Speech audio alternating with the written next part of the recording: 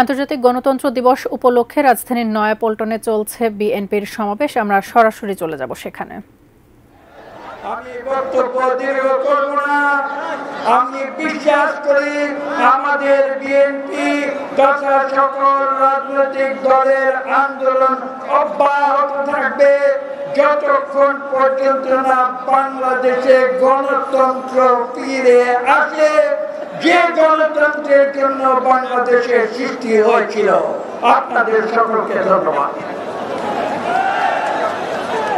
নেতৃবৃন্দ, এই পর্যায়ে বক্তব্য নিয়ে আসবেন বিএনপির জাতীয় স্থায়ী কমিটির সদস্য, সাবেক মেয়র, সাবেক মন্ত্রী, বৃহত্তর ঢাকা মহানগর বিএনপির সাবেক সভাপতি, সংগ্রামী জননেতা জনাব মির্জা আব্বাস বক্তব্য নিয়ে আসবেন।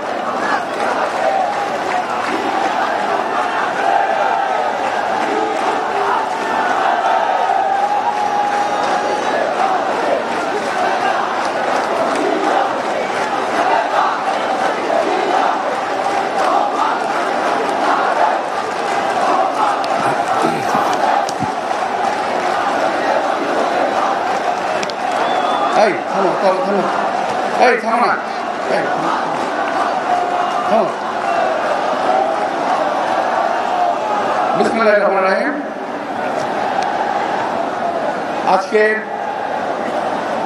বিশ্ব গণতান্ত্রিক দিবস উপলক্ষে আয়োজিত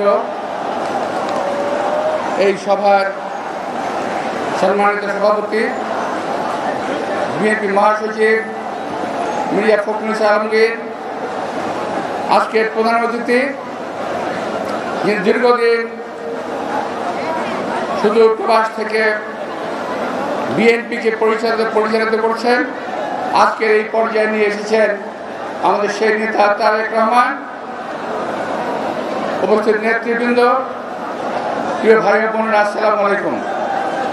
আমি প্রথমেই অত্যন্ত শ্রদ্ধার সঙ্গে স্মরণ করতে চাই এলো ভিশন মুশকিল আসান অফার। যে কোনো ব্র্যান্ডের পুরনো ফ্রিজ নিয়ে চলে আসুন ভিশন শোরুমে আর নিয়ে যান নতুন ভিশন ফ্রিজ 20% পর্যন্ত ছাড়। দেশনেত্রী বেগম খালেদা জিয়াকে, দেশনেত্রী বেগম খালেদা জিয়া যার সঙ্গে আমাদের রাজনীতি করার সৌভাগ্য হয়েছিল। আমাদের দুর্ভাগ্য ছিল আমরা একসময় একই সঙ্গে জেলে গিয়েছিলাম। পরবর্তীতে তিনি যখন ছাড়া পান, আমরা তারও অনেক পরে ছাড়া পাই, যখন 2008 সালে নির্বাচন হচ্ছিল। ওই সময় তাকে নির্বাচনে যেতে বাধ্য করা হয়েছিল 101 রকম। আমরা যখন জেল থেকে বের হই, জেল থেকে বের হয়ে প্রশ্ন করেছিলাম, নেত্রী আপনি নির্বাচনে কেন গেলেন? নির্বাচনে যাওয়া ঠিক হয় নাই।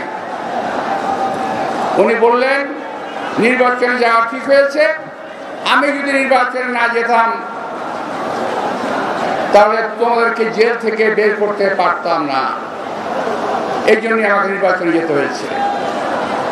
এখন আমি যে প্রশ্নের কথাটা বলতে চাই, প্রিয় ভাইয়েরা, একজন নেত্রী তার কর্মীদের জন্য দেশে থেকে গেলেন, বিদেশে পালালেন না।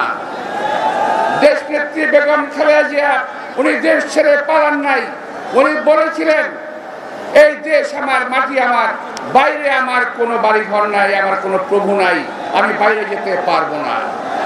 আর আজকে দেখেন আরেকজন তথাকথিত নেত্রী, যিনি তার নেতা কর্মীদেরকে ফেলে সেই ভারতে গিয়ে আশ্রয় নিয়েছেন। আবার বলছেন কি জানেন, শখ করে চলে আসব। আমাদের বাংলাদেশের জনগণ আপনার অপেক্ষায় আছে, কারণ আমাদের নেত্রীকে আপনি দীর্ঘদিন জেলে রেখে মৃত্যু শয্যায় ফেলে দিয়েছেন। আমরা আপনাদেরকে এতদিন জেলে রাখবো না, আমরা শুধু বিচার করব। এই দেশের জনগণ আপনার বিচার করবে। এই দেশের মানুষের হত্যা, খুনের, এই যে আমরা মঞ্চে যারা আছি, মঞ্চের বাইরে আছেন, বিনা দোষে আমরা মাসের পর মাস জেল খেটেছি, তার বিচার আমরা ইনশাআল্লাহ করব।